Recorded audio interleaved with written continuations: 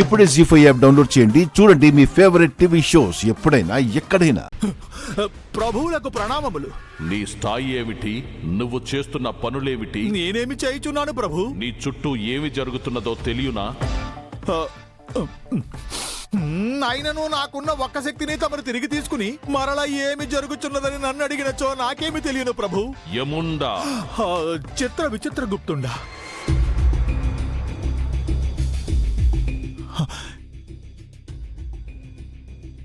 ఇప్పుడు ఆ మానవుడు ఇంటికి వచ్చుచున్నాడా?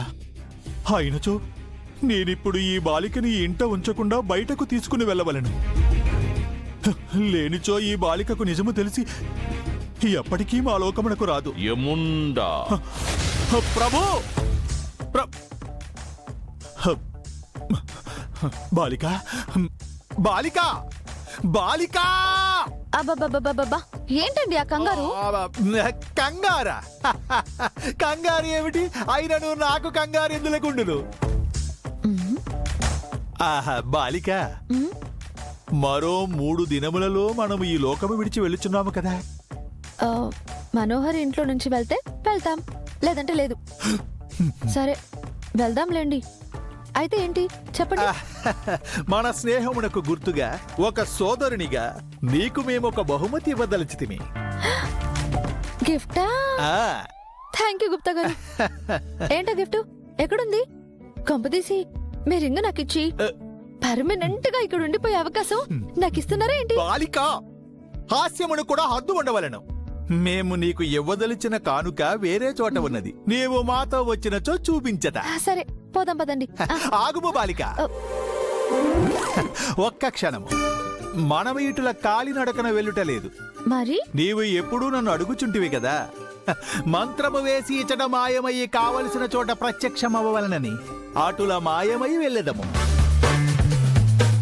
ఏంటి గుప్తా గారు, మీ టోపీ నాకు పెట్టాలని చూస్తున్నారా? ఇలా చెప్పి డైరెక్ట్ గా మీ లోకంలో ప్రత్యక్షం అవుదాం అనుకుంటున్నారా? మాకంతటి మహాభాగ్యము కూడానా? అటువంటిది ఏమీ లేదు బాలిక. నీకు మేము మాట ఇచ్చుచున్నాము. ఈ భూలోకమునందే వేరొక చోటకి నిన్ను మేము తీసుకువెళ్ళదా. మరల ఏమైనది బాలిక? ఎప్పుడు ఎంత రిక్వెస్ట్ చేసినా ఒప్పుకొని మీరు ఇప్పుడు ఎందుకు మీ అంతటా మీరే ఆఫర్ చేస్తున్నారు? ఎక్కడో కొడుతుంది గుప్తా గారు. మీలో ఇంత మంచితనం ఉందంటే నేను అస్సలు నమ్మలేకపోతున్నాను. అది కాదు బాలిక, నేను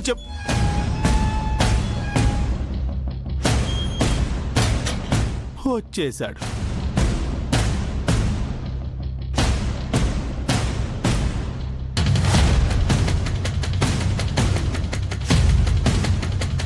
రావడం కాదు గుప్తా గారు, కోపంగా వస్తున్నారు.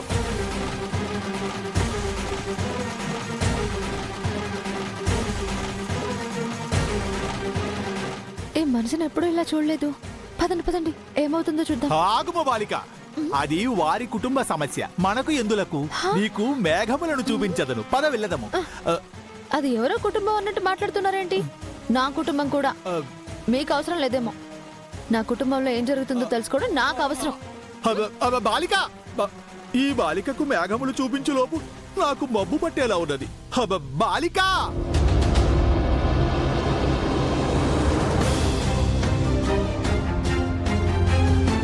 నానా, ఏం నాన్న ఫోన్ కూడా చేయకుండా వచ్చారు? ఎలా ఉన్నారు? బాగున్నారా? అల్లుడు గారు ఎక్కడమ్మా? పిల్లలు, తాతయ్య గారు వచ్చారు, త్వరగా రండి.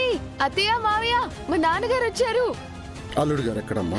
ఎలా ఉన్నారు నాన్న? తాతయ్య ఎలా ఉన్నారు? తాతయ్య ఏం బావగారు, అల్లుడు గారు ఎక్కడ? ఎలా ఉన్నారు? ఏంటి బావగారు, వస్తానని ఫోన్ చేస్తుంటే రాతోని పంపించేవాడిని కదా. రండి, కూర్చోండి నాన్న. అల్లుడు గారు ఎక్కడని అడుగుతున్నానా?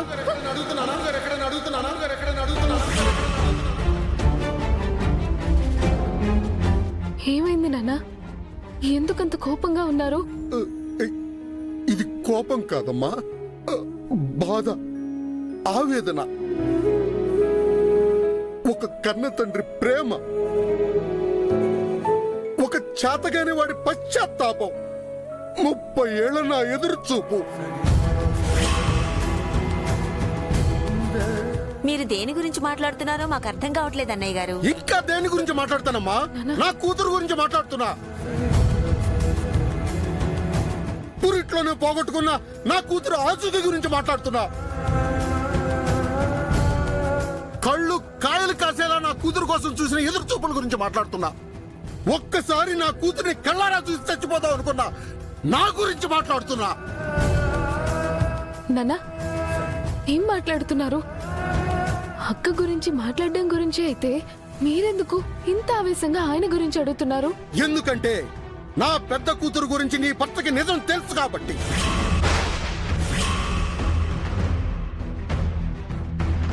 తెలిసి కూడా నిజాన్ని నా దగ్గర దాచాడు కాబట్టి. ఏం మాట్లాడుతున్నారు గుప్తా గారు? మా ఆయన వాళ్ళ కూతురు గురించి తెలిసిన నిజాన్ని దాచిపెట్టారా? ఆయన ఎందుకు దాస్తారు?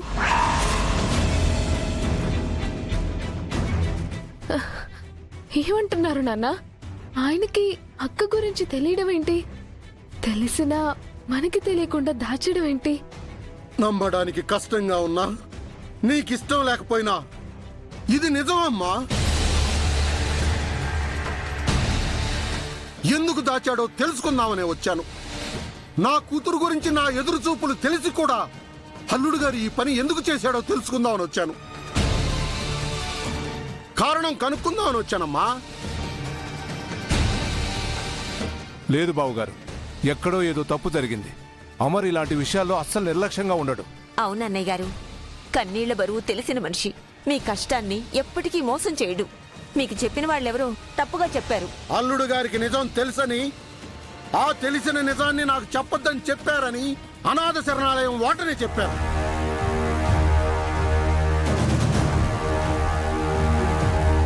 ఆ రోజు నా కూతురు ఆచూకీ తెలుసుకోవడానికి వెళ్ళినప్పుడు నా కూతురికి సంబంధించిన గుర్తు దొరికినా నాకు ఇవ్వకుండా, నాతో ఒక్క మాట కూడా చెప్పకుండా దాచారు. అది నా కంటపడే వరకు ఆ విషయం నా దగ్గర ప్రస్తావించడం కూడా లేదు తెలుసా.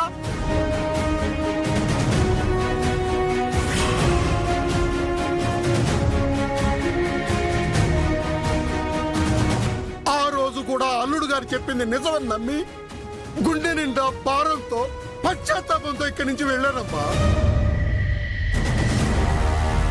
కానీ నిజం తెలిసిన వాళ్లే అల్లుడు గారి కోసం నిజం కాస్తున్నారని తెలిసి ఇంకా నేను మౌనంగా ఉండలేనమ్మా. ఇవాళ నా కూతురు గురించి నాకు తెలియాలి. పిలవండి అల్లుడు గారిని.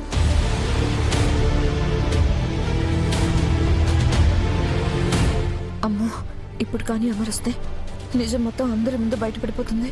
అదే కనుక జరిగితే ఇక చస్తే అమర్ని, ఇంటిని, పిల్లల్ని వదిలి వెళ్ళదు. అల్లుడు గారు, అల్లుడు గారు, కిందకి రండి. ఏంటండి? ఇందాకటి నుంచి చూస్తున్నాను, మీ నోటికి వచ్చినట్టు మాట్లాడుతున్నారు. అమర్కి మీతో అబద్ధం చెప్పాల్సిన అవసరం ఏముంది? అయినా ఎవరో చెప్పిన విషయాన్ని పట్టుకొచ్చి ఇలా నట్టింట్లో పంచాయతీ పెడతారా? అయినా ఎప్పుడో మీరు మీ కూతుర్ని పోగొట్టుకుని ఇప్పుడు మా ఇంటికి వచ్చి అరిస్తే ఎలా? అయినా పుట్టగానే అందరినీ దూరం చేసుకున్న అంతటి గొప్ప జాతకురాలి గురించి ఇంకా దాచడం కూడానా?